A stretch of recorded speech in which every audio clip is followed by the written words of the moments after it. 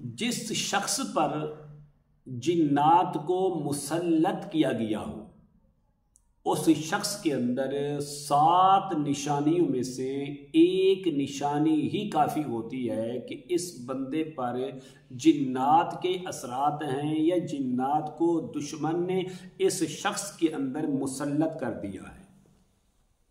हम अक्सर ये समझते हैं कि जब तक कि वो 7 निशानियां मुकम्मल हमारे अंदर नहीं होंगी उस वक्त तक हम इलाज की तरफ नहीं जाते। जब पानी सर से ऊपर हो जाता है तो फिर हम दौड़ते हैं इलाज की तरफ। आज की वीडियो बहुत ही खास होने वाली है, किसी तोहफे से किसी नेमत से कम नहीं है। अगर आपके अंदर भी इन 7 में से कोई एक अलामत है, कोई एक निशानी आपके अंदर पाई जा रही है, तो आप इस बात का यकीन रखिए 100% गारंटी के साथ कि आप पर जिन्नात मुसल्लत हैं, आप पर तवीज़ात हैं और आप पर रूहानी मसाइल आपका शिकार हो चुके हैं। दुश्मन का वार आप पर चल चुका है और आप दुश्मन के हमले के अंदर महफूज नहीं हैं बल्कि आप उसका शिकार हो चुके हैं। अस्सलाम वालेकुम रहमतुल्लाहि व बरकातुहू। इस्लाम एक हकीकत है चैनल में आपको खुश आमदीद कहता हूँ। उम्मीद करता हूँ कि आप तमाम लोग खैर आफियत से होंगे, खुश और खुरम होंगे। दुआ है अल्लाह तबारक व तआला आप तमाम तो खुशियाँ अता फरमाए, आमीन। वो 7 कौन सी अलामतें और कौन सी निशानियां हैं कि उनमें से किसी एक निशानी का बंदे के अंदर पाया जाना उसके जिन्नात के मुसल्लत होने की अलामत और निशानी है। सबसे पहली निशानी, नींद में जिस्म का भारी होना।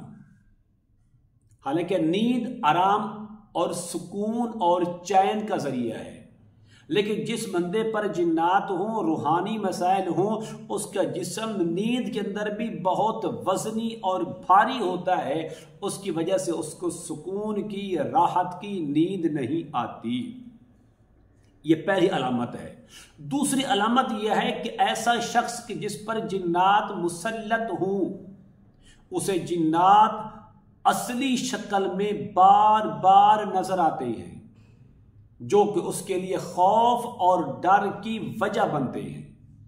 तो अगर आपके अंदर ये अलामतें हो रही हैं, आपको बार बार जिन्नात कभी सांप की शक्ल में, कभी इंसानी शक्ल में, कभी असली शक्ल में बार बार आपको डराते हैं, तो आप इस बात का यकीन जानिए कि आप जिन्नात का शिकार हो चुके हैं। नंबर 3, जिस बंदे पर जिन्नात मुसल्लत हो वो अक्सर बिला वजह खौफ और डर का शिकार रहता है।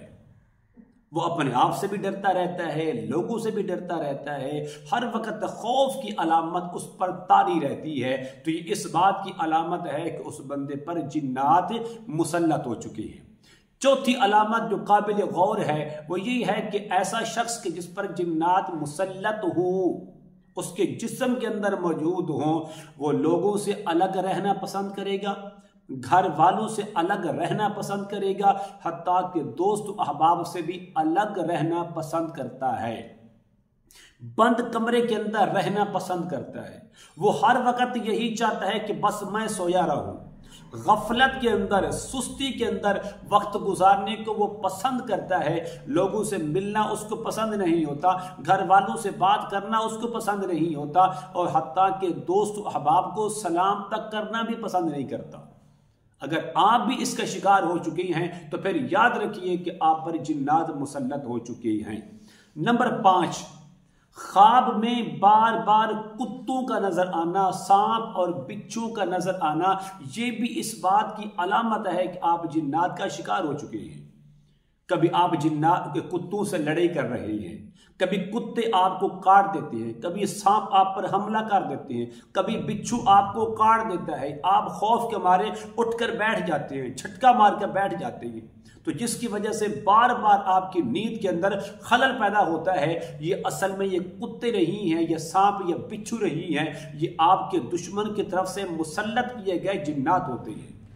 तो ये भी पक्की सच्ची अलामत है कि आप जिन्नात का शिकार हो चुके हैं। नंबर 6, याद रखिए हर वक्त जिस्म में तपिश महसूस करना। आपका जिस्म हर वक्त गर्म रहता है, आपके जिस्म के अंदर हरारत रहती है, आपका जिस्म हर वक्त गर्मी महसूस करता है, आपका जिस्म हर वक्त तपता रहता है गर्मी की वजह से, तपिश की वजह से।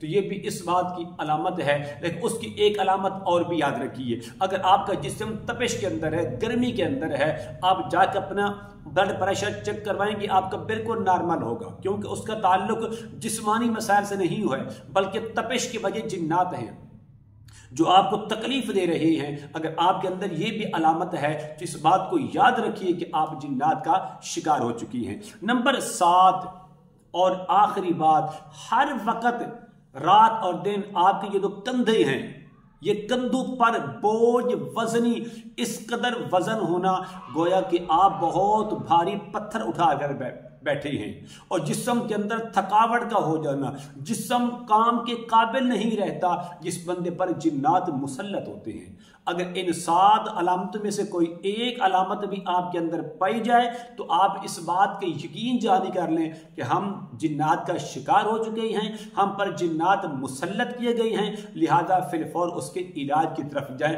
अब इलाज क्या है? इसका बेहतरीन और आसान से आसान इलाज यही है कि आप इस तरह करें कि आप अपने घर के अंदर रोजाना रात को इशा की नमाज के बाद एक बार आयतल कुर्सी ऑडियो रिकॉर्डिंग में घर के अंदर लगाएं। वो चलती रहे 2 घंटे 1.5 घंटा वो चलती रहे, जब उसकी मुकम्मल हो जाएगी उस पर बंद हो जाएगी। ये निज़ाम करें। नंबर 2, एक बार रोजाना आयतल कुर्सी या एक बार रोजाना सूरतुल बकरा की तिलावत करें, खुद करें या किसी से करवा कर एक बोतल पानी पर दम करवाएं, वो पानी मरीज को पिलाएं, वो पानी शाम तक खत्म हो जाए, अगले दिन फिर कम से कम 3 दिन जिस घर के अंदर लगातार सूरतुल बकरा की तिलावत की जाए और उसके पानी से घर के अंदर छींटे मारे जाए, मरीज को पानी पिलाया जाए, मैं आपको गारंटी से कहता हूं कि आपके घर के अंदर जिन्नात बाकी रह सकते ही नहीं है। आपके घर के अंदर जिन्नात दोबारा रिहाइश के काबिल ही नहीं रहते, हत्ता कि वो घर को छोड़ने पर मजबूर हो जाते हैं। तो खुद अमल करने वाले बने, खुद अमल करें तो इंशाअल्लाह आपके हर मसला कुरान के अंदर मौजूद है, सूरतुल बकरा के अंदर है, आयतुल कुर्सी के अंदर है, चारों कुल के अंदर मौजूद है।